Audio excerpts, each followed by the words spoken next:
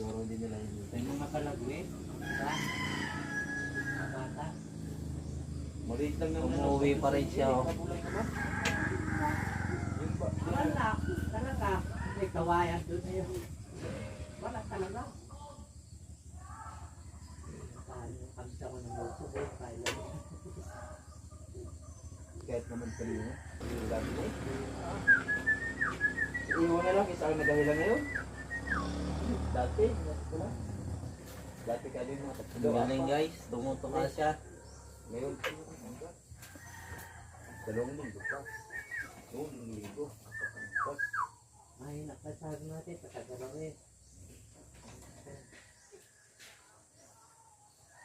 Niyog na lang tayo sa niyog. Ang tras yan. Wala nang sabi niya.